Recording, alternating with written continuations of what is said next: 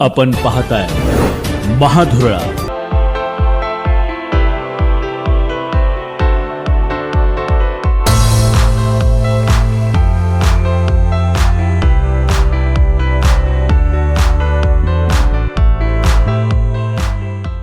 नमस्कार. महाधुरळा युट्यूब चॅनलमध्ये मी गुरु बाळमळे आपल्या सर्वांचं मनापासून स्वागत करतोय. सध्या महाराष्ट्रात राजकीय हालचालींना प्रचंड वेग आलाय, कारण तब्बल 7 खासदार आता महाराष्ट्रातून पाठवायचे आहेत.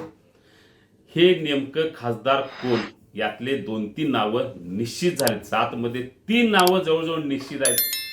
उत्सुकता आहे ती फक्त 4 नावांची. या 4 मध्ये कोण, याची उत्सुकता संपूर्ण महाराष्ट्राला नक्की आहे. खरं तर भाजपच्या वतीनं रिपाईचे म्हणजे रिपब्लिकन पार्टी ऑफ इंडियाचे रामदास आठवले यांचं नाव निश्चित आहे. ते कोणत्याही परिस्थितीत राज्यसभेवर जाणार.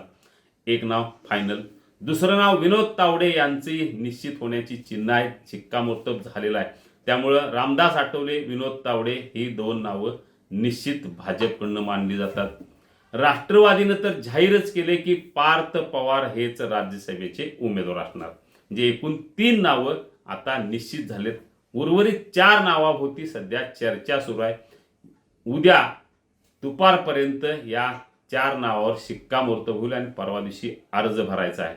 अर्ज जर 7 जागांसाठी महायुतीनं भरले तर मात्र प्रचंड राजकीय खळबळ निश्चितपणे उडणार आहे. कारण 7वी जागा सहज लढण्यासाठी महायुती उतरवणार नाही, तर जिंकण्यासाठी उतरवणार आणि महाविकास आघाडीत फोडाफोडीचं राज्य सुरू होईल. कारण यापूर्वी तशी फोडाफोडी करून खासदार धनंजय महाडिक जेव्हा खासदार झाले राज्यसभेवर, तेव्हा जी काय फोडाफोडी झाली, त्यानंतर जो काय दणका मोठा महाविकास आघाडीला बसला, त्याची पुनरावृत्ती होण्याची शक्यता जास्त आहे. त्यामुळे 6 जागा जर महायुतीनं भरल्या तर रितसर 7वा महाविकास आघाडीचा होईल. पण 7वा अर्ज जर भरला तर मात्र महाराष्ट्रात मोठी खळबळ उडणार हे नक्की आहे. राजकीय घडामोडी प्रचंड होणार आणि महाराष्ट्राच्या राजकारणाला नवं वळण लागणार. आता आपण मगाशी चर्चा करत होतो की 3 जागा जवळजवळ निश्चित आहेत. रामदास आठवले, विनोद तावडे आणि पार्थ पवार. आता उर्वरित 4 जागांमध्ये शिवसेना शिंदे गटाच्या वतीनं राहुल शेवाळे यांचं नाव जवळजवळ निश्चित आहे. गजानन कीर्तीकर प्रयत्न करत आहेत, पण शेवाळे यांच्याच नावावर शिक्कामोर्तब होणार आहे. म्हणजे हे 4थं नाव ही जवळजवळ निश्चित आहे. राहतात 3 नावं. 3 मध्ये आता भाजपच्या वतीनं विजया रहाटकर, भागवत कराड, धैर्यशील पाटील, रावसाहेब दानवे, प्रीतम मुंडे, भारती पवार अशी अनेक नावं आहेत. त्यातली 2 नावावर शिक्कामोर्तब होईल. शिवाय कारण तब्बल 25 नावं दिल्लीला पाठवलेत, त्यामुळे 25 मध्ये कुठलंही एखादं धक्कादायक नाव सुद्धा पुढे येऊ शकतं. उद्या दुपारपर्यंत हे धक्कादायक नाव असेल की अपेक्षेप्रमाणे यातलंच नाव असेल हे लक्षात येईल. सगळ्यात महत्त्वाचं, महाविकास आघाडीच्या वतीनं कोण. सध्या तरी शरद पवार यांचंच नाव आहे. कारण ज्या पद्धतीनं खासदार सुप्रिया सुळे यांनी फिल्डिंग लावली आहे, भेटीगाठी सुरू केल्यात, आमदार जयंत पाटील यांनी भेटीगाठी सुरू केलेल्या आहेत, त्यांनी माजी मुख्यमंत्री उद्धव ठाकरे यांची भेट घेतलेली आहे. याचा अर्थ शरद पवार यांची राज्यसभेवर जाण्याची इच्छा आहे. म्हणून तर राष्ट्रवादी शरद पवार गटाच्या वतीनं हालचाली सुरू आहेत. ही जागा पवारांनी जर इच्छा व्यक्त केली तर काही झालं तरी महाविकास आघाडीच्या वतीनं शरद पवार हेच रिंगणात उतरतील आणि ते निवडून पण येतील. कारण त्यांच्याकडे तब्बल 46 मतं आहेत. 37 मतावर खासदार होऊ शकतो.